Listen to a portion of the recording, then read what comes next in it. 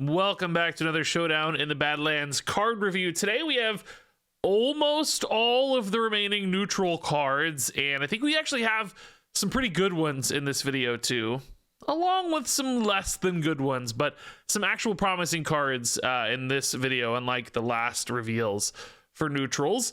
And I do specifically say almost all of the neutral cards because I think we're missing one, and it's a neutral legendary. And I have a suspicion, a conspiracy, that it's going to be a neutral hero card that is Reno Jackson, because we saw a Reno hero card teased in like some BattleNet thing. It might be the sort of thing they're saving to reveal at BlizzCon.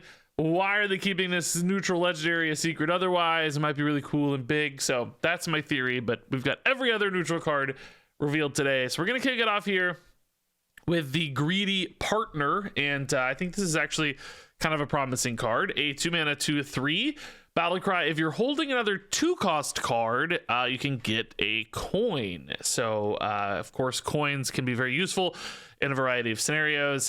Just on their own, they're not bad. Just cheating some mana, cheating something a little bit bigger into play a little faster. And then of course we have other decks and classes and archetypes that can really benefit from coins if they have spell-based synergies, or they're looking to play a bunch of cards in a row. Things like Rogue, for instance, historically have done a lot of work with coins. And I think 2-cost cards are such a common inclusion in decks, especially Rogue has like a lot of 2-cost stuff they're looking to run.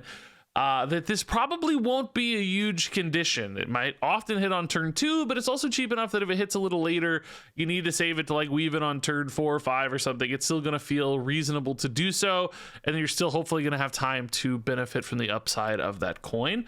So for me, I actually think this is a pretty reasonable card. Not everybody's going to be able to run this, of course. They won't care enough about the coin. They won't have enough 2-drops, but there will be decks that this makes sense in, and this also kicks off a little cycle of cards here called the Partners. This is the 3-mana partner, the Line Dance Partner, a 3-mana 3/2 Battlecry. If you're holding another 3-cost card, summon a random 3-cost minion. So a couple things here I think make this a little weaker than our previous one. 3-cost cards, although not uncommon, might be a little bit less common than 2s. I mean, typically as you go up in curve, you often have less cards. That's not exclusively true, of course, but might be a little bit clunkier in those cases. Also, though, I think the upside on this is notably lower. Coins are fantastic. So many great ways to use coins. They can do so much. Random 3-cost minions, there is a lot of junk in the pool. It's just on average going to be pretty weak stats. The Line Dance Partner also has a low health total to start with here as well. So you've got this conditionality, which maybe isn't too bad, but it's still a check on this card. And then the payoff really doesn't seem worth it for this one for me. So swarm-based decks probably have much more reliable ways to swarm the board than this would require. Anybody else is not going to care enough about a couple junk minions on turn 3. So this one actually looks really weak compared to the 2-cost option. And then we got the 4-cost partner, the Rowdy Partner. She's a 4-mana 4/3 Battlecry. If you're holding another 4-cost card, deal 4 damage. And yeah, I mean, this one's maybe somewhere in the middle of the last two from a power level standpoint, I would say. This is where the conditionality does get a little bit tougher. There aren't always a lot of 4-cost cards in a given deck. The odds of having one of those in hand alongside the Rowdy Partner, you start to get a little shakier, especially if you're trying to hit this on curve as a sort of board swing of sorts. Clearly a card you just absolutely cannot play if you don't hit the Battlecry here. You have to hit the conditionality here. And then, it can be like face damage and stuff late in the game as needed, since it can go face. But, it's probably not very exciting. If you're playing a deck that's trying to get reach late, you probably never want to have cheaper ways to do that. You probably don't want these conditions built into it, because if you're looking for lethal outs, if you're looking for that face damage, you don't want to have to risk that it whiffs on occasion when there are so many other ways to do damage that won't whiff. So these sort of things might be kind of cool in Arena, but I just think in Standard, most decks will have far more refined ways to achieve similar results. So why do you run the risky, unrefined versions when you've got better options instead? Moving on here to the Tram Mechanic. This is a 1-mana 2/1 with Death Rattle. Get a Barrel of Sludge. Toxic Waste. Handle with care. Man, they gave this guy a lot of flavor for just to throw away a 1-drop here. It's pretty cool. The Barrel of Sludge is a 2-mana spell. When this is played, discarded, or destroyed, deal 3 damage to the lowest health enemy. So bit of a damage output card here. We've seen some of that lowest health stuff actually work rather well in things like Demon Hunter. You can often line that up to go face once you kind of set up for these big turns. Lady Stheno and company proved that was rather possible. You know, especially if you're playing this in a more aggressive deck and you're kind of ahead on board and you're keeping the opponent playing from behind. You get a couple of these in hand. This could be a nice finisher for something like a token druid that sometimes lacks that ability to go over the top and find that over the top damage. If you can indeed chip the opponent low enough that this starts going face, or keep them on the back foot enough that they aren't playing minions to disrupt it. And then, of course, in a pinch, sometimes you might not be sad if this were to clear a, 3 health minion, for instance. That's not necessarily the end of the world. And notably, you don't actually always have to spend mana on this card either. There are a couple other ways to get this out. So particularly something like Discard Warlock. We could see an aggressive Discard Warlock. We saw like the trolley problem that's discarding your lowest cost spell. You have Tram Mechanics. You discard the Barrel of Sludge because it's a low cost spell. So yeah, that's a little package coming together. And I think I don't hate the Tram Mechanic too much here. Clearly not a card everybody loves, but a deck here and there could find some use out of this. Just so cheap as a 2/1 to get into those fast aggressive starts, start whittling people down, and use those Barrel of Sludges for that good follow-up. Moving on here to the Dry Scale Deputy. This is a 2-mana 2/2 Naga. Battlecry, the next time you draw a spell, get a copy of it, which is actually pretty cool. Generating extra cards is nice. You like the cards in your deck. You're going to draw cards you want because they're in your deck. And this is going to give you extra versions of those cards. Sometimes that's going to be awesome burst damage. Sometimes that's going to be some crazy key legendary spell that you hit and you're super happy. And in fact, you might even be able to create scenarios where you tutor the specific card out of your deck. Like you run a very limited number of spells and you know for a fact you can either force that draw now or just wait to hit one of those very specific sets of spells.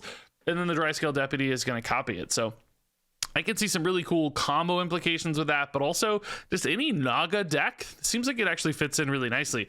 Super cheap Naga for any kind of Naga synergies or activations. Extra spells is often awesome for Naga decks as well. So yeah, this card again actually looks pretty dang good, I think. Moving on, we've got a couple of elemental cards here. This is the Eroded Sediment, a 3-mana 4/3. He's an elemental. Battlecry, if you played an elemental last turn, discover an elemental from the past. So a bit of a value generator here for your elementals. I love this mechanic. I think it's so fun to pull old cards back into standard. That said, I don't think it's going to be very good. There are probably just too many old bad elementals that have kind of just been accrued through time, that you're on average going to get a card that is actually rather low power level, and certainly playing the Eroded Sediment on turn 3 is not going to feel particularly exciting. So the reward here seems bad. The immediacy of this card seems bad. The home runs that you do occasionally hit, if you get like, a Kalamos Primal Lord or something, I'm not even sure that's really a home run in modern Hearthstone, but it's probably one of the better results, aren't going to be worth it for all the times you had to play a 3-mana 4/3 and you got some real garbage offered, because there's going to be a lot of neutral elementals in particular from the past. So even in specific classes where this might seem more beneficial, without the old like discover class bonus we used to have, remember there's no class bonus anymore. It's just going to be a bunch of neutral, low-powered elementals from ages ago that you're probably going to be very disappointed by far too often. So moving on, we have the Dang Blasted Elemental. This is a 4-mana 3/3. Quite an evocative name flavor-wise there. He has Taunt and Death Rattle, deal 2 damage to all minions except friendly elementals. So a little bit of an AoE here for elemental decks. Both of these are actually kind of pointing towards slower elemental builds, which I'm curious to see if that can actually stick or work. I have some real concerns about a minion-based kind of slower deck. Often those have some trouble. You usually want, if you're playing like a control deck or a slow deck, you often want a lot more reactivity instead of just like minions you kind of play down on curve. Can be a bit too passive and on the back foot, Hearthstone meta, but this card does kind of help you force the action a little bit. And against any kind of swarm deck in particular, you're hopeful that this Death Rattle will help you tidy up and stabilize. I'm actually concerned that the 2 damage there will not be enough to do that. A lot of 3 health stuff out there in the Hearthstone world these days, and also the fact that this is kind of passive and you're letting your opponent dictate very often the death rattle here. They can probably just trade in the small stuff into the dang blasted elemental, leave behind, you know, any big stuff that happened to be, you know, surviving that death rattle, and then also just play new cards after it's been cleared up, right? So the odds of this hitting a really big guaranteed sweep are pretty limited. There's also just board buffs and sorts of things that are risks for this cards as well. It just seems like it's, you know, without being able to control when this goes off and giving your opponent all the luxury to control how this is resolved, that seems like a really big problem for this card. Moving on to the Whelp Wrangler. This is a 2-mana 2/3. At the end of your turn, get a 1/2 Whelp with Taunt. So that is going to be added to your hand. That phrase "get" now means added to hand. It does not mean summon a 1/2 Whelp on board. That would actually make this card pretty intriguing. As it stands, of course, getting a 1/2 Whelp with Taunt in hand seems like it's going to be tough for me. You know, maybe that's intended to activate some dragon-based synergies where you have a dragon in hand, and this is an extra way to do that, but I think that's not going to be a problem for dragon decks. I mean, if you're running enough dragons, you're going to have dragons in hand most of the time anyway, and you're not going to want to run this card to fix that problem necessarily, because a bunch of 1/2 Whelps just throwing on board don't feel like good payoffs. The Whelp Wrangler herself is not even a dragon, right? So draw her late, you're kind of maybe disappointed there too. So all in all, it just looks like a weak card, even perhaps if you're really playing into dragon synergies. I don't see it. Moving on is the Gaslight Gatekeeper. This is pretty cool. 3-mana 3/4 undead. Battle Cry. Shuffle your hand into your deck and then draw that many cards. So that is, I think, like the exact text of the old card Plot Twist for Warlock, which Warlock was able to utilize successfully because they had some draw payoffs. They had like the quest where they were trying to draw a bunch of cards to finish their quest. Anytime you have bonuses from drawing cards, I think this effect actually starts to make sense. It does have some base utility as well, of course, where you're just kind of trying to find a new version of your hand, sort of like Sir Finley does right now in Standard, where, you know, you just swap out this bad hand, hopefully for a better hand. In many cases, of course, you can actually get the same hand or a lot of the same cards with this one because it is shuffling in and then drawing. It's not getting you a new cycle of cards from the bottom of your deck like Sir Finley. So you might get like half of the same stuff you had before. So definitely not as useful there. Also just more expensive than something like Sir Finley. But I'm getting there. I know you're all like, whoa, Regis, wait a minute. Of course, we just had the introduction of Quick Draw as a keyword.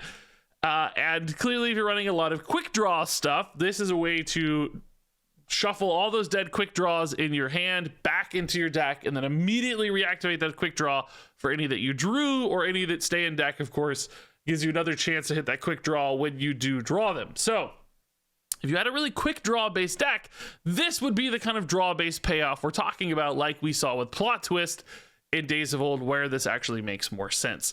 I don't currently envision a quick draw themed deck necessarily, based on what we saw, but I think there are other draw-based rewards that do and can exist in Hearthstone in the future, in which case the Gaslight Gatekeeper is definitely a card to keep in mind. If you need to draw a bunch of stuff all at once to proc certain payoffs and synergies, like the Demon Hunter quest line from Stormwind comes to mind. Not in Standard now, but anything like that shows up, there might even be a good example in Standard at the moment too.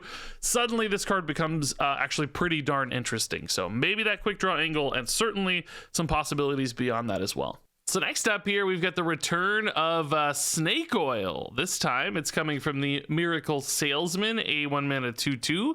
Death Rattle, get a tradable Snake Oil. So this one's going to be added to your hand instead of shuffled into your opponent's deck, like we saw with that previous Snake Oil card in the last review, where they get 2 of those. So this is more about finding ways to utilize your own Snake Oil instead of using those 2 for disruption to Highlander decks or whatever that card might be intended for, which does give this card some interesting promise, because of course, even though it deals 0 damage at a base, as soon as you have some spell damage, suddenly that can be a really cheap, effective way to jump out some big damage. So we're thinking about things like Sif Mage, getting all that crazy spell damage from Sif, and then having a 0 mana way to utilize that's already chilling in hand. That could be nice. You've got things like Bioluminescence that could always show back up for Shaman. Sure, we'll see various other ways to utilize the Snake Oil with spell damage.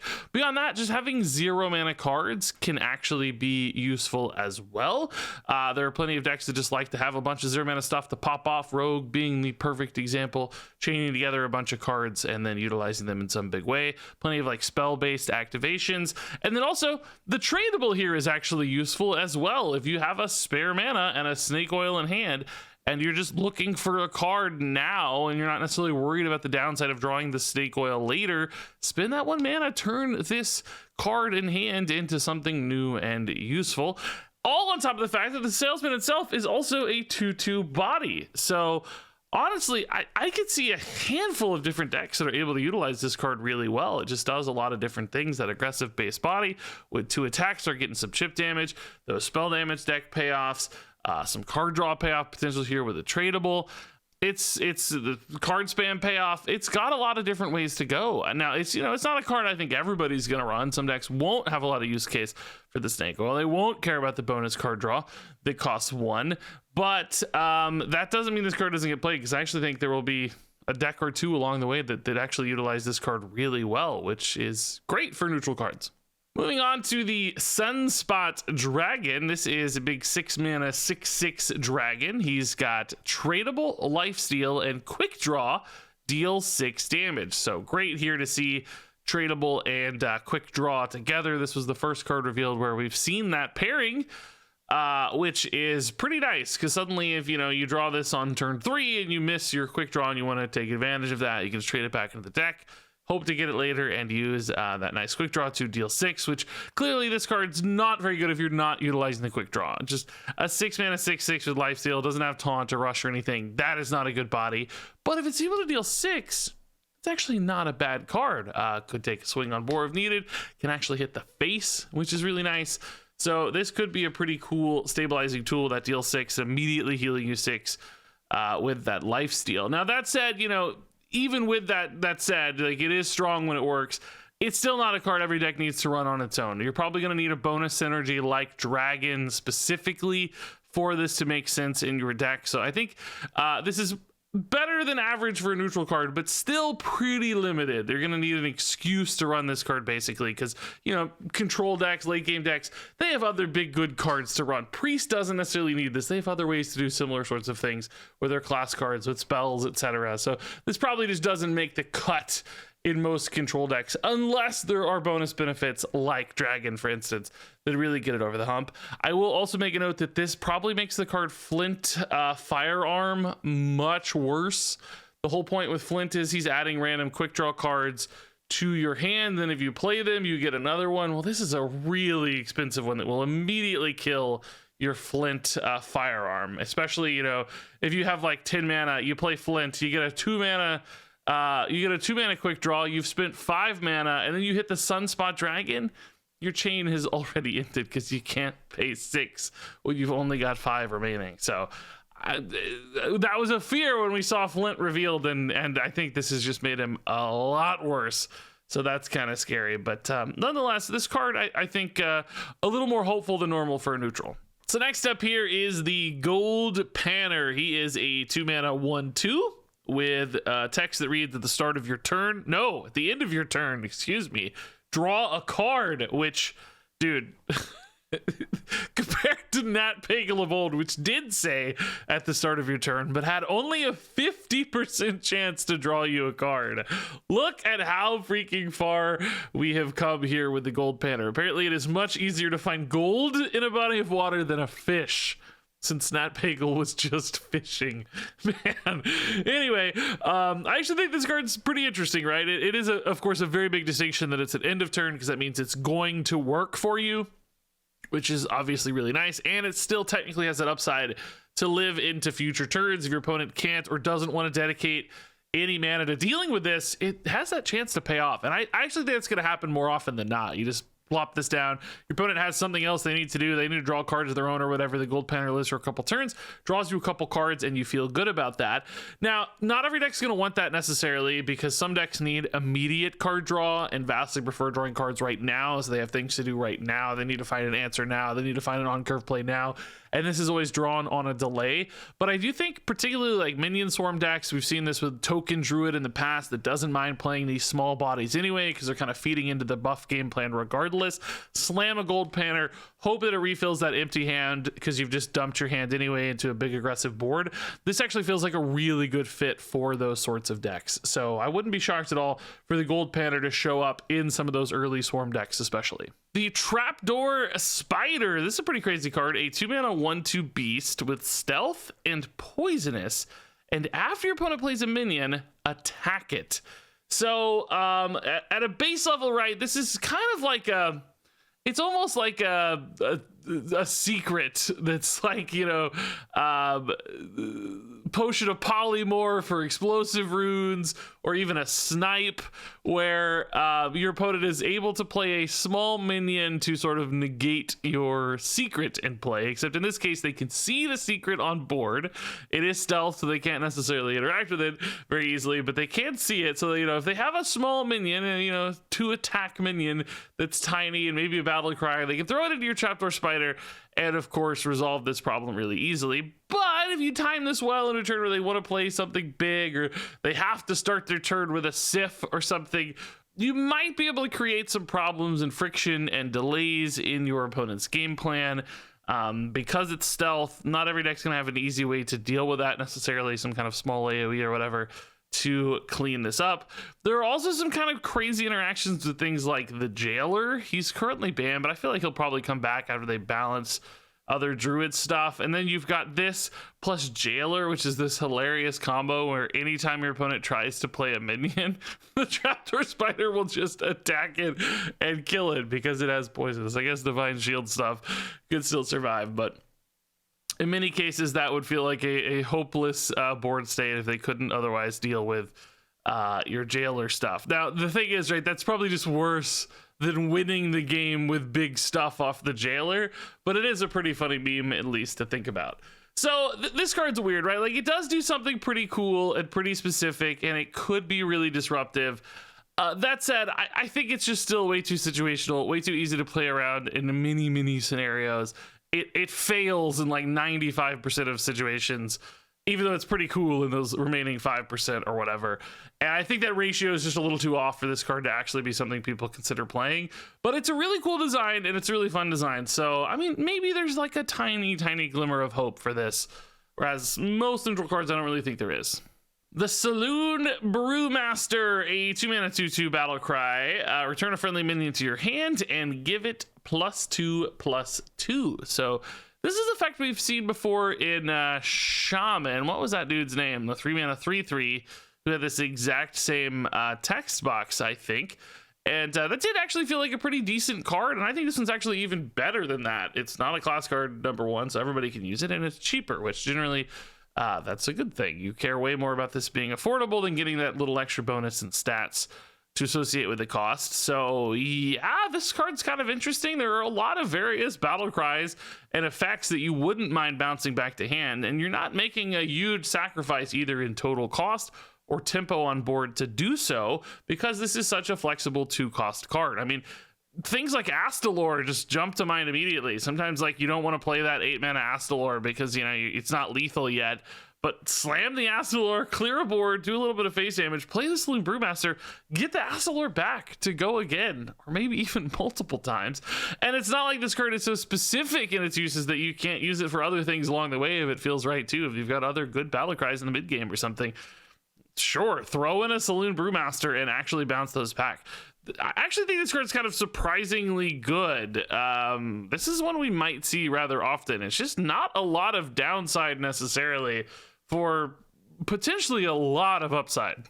So moving on to the High Noon Duelist, a 3-mana 4/3 neutral. Death Rattle, both players draw, and then you destroy the card that costs less.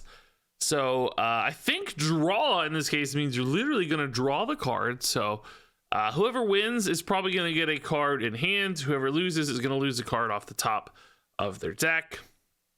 We're not going to get into a big argument here about whether or not destroying cards off the top of your deck is a valuable sort of thing. You guys are going to get in a big argument in the comments about whether or not that's a good sort of thing. But I will say, you know, this card has a little bit of a potential to draw if you build your deck with big stuff.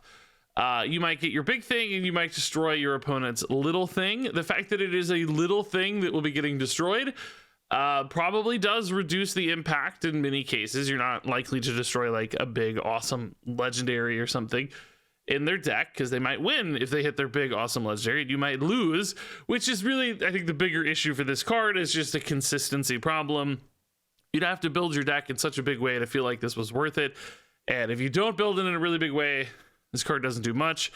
If you do build it in a really big way, you've got a weird big fat deck, and this is your 3-drop, which probably doesn't really feel all that good or useful. I think there's some exciting meme decks here, just trying to use this death rattle over and over again with some giant cards and stuff. That's really funny. I think that could be very fun to do. I do not think this will be a good competitive Hearthstone card, though. I think it's just far too inconsistent for that. Next up here is the Cactus Rager, a 2-mana 5/1 with Poisonous. This is, of course, ridiculous. We got this. I don't even know what Ragers are. Should this be an elemental? Like, it's like a spiritual being that's inhabiting organic material. Maybe the fact that it's a plant makes it not an elemental. I don't know. It feels like it should be an elemental to me for some reason. But anyway, it's not a very good Hearthstone card. There's just no reason that you need to run this. Of course, dies far too easily at 1 mana. Pretty clear to me this was included for the fun and the memes, which it has achieved. It has not been included to be very good. And then finally here we have the Horseshoe Slinger, a 3-mana 2/2 mech. This is another quick draw card here. Battlecry, deal 2 damage to a random enemy minion, and quick draw, you also get to deal that 2 damage to one of its neighbors. So if you happen to draw this exactly on turn 3, you've got a mediocre card. Maybe not even mediocre, maybe actually still bad. The random ping here, we do see that in that 2-drop for Warlock, which did get played, which still blows my mind, but that had lifesteal. It's a turn earlier, so it's more likely to actually matter. Warlock has other ways to follow up and clean things up. That's kind of a defile setup card in many cases. The Horseshoe Slinger has none of those bonuses. It costs more.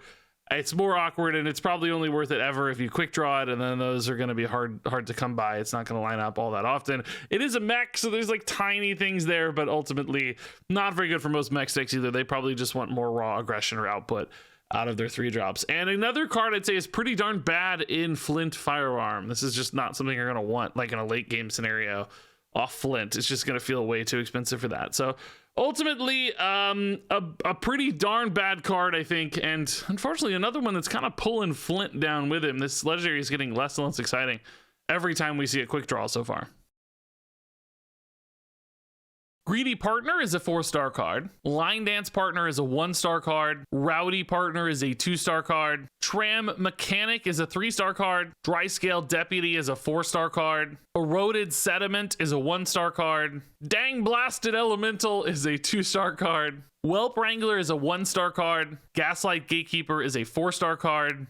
Miracle Salesman is a 4-star card.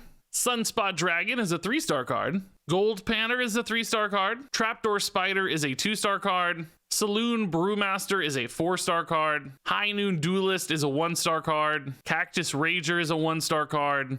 Horseshoe Slinger is a 1-star card. Well, there you go, folks. That wraps it up for most all of the neutral cards. I'm still waiting on that final legendary in the neutral set. I wonder if it's actually going to be a Reno Hero card. I'm locking in my prediction now. I'm curious to hear your all thoughts. But anyway, good to see some actual, I think, useful, potentially good neutrals in this batch, which I don't think we had much of in that previous batch. So curious to hear your thoughts here. Which cards have you most excited and more? Thanks as always for watching, and until next time, game on.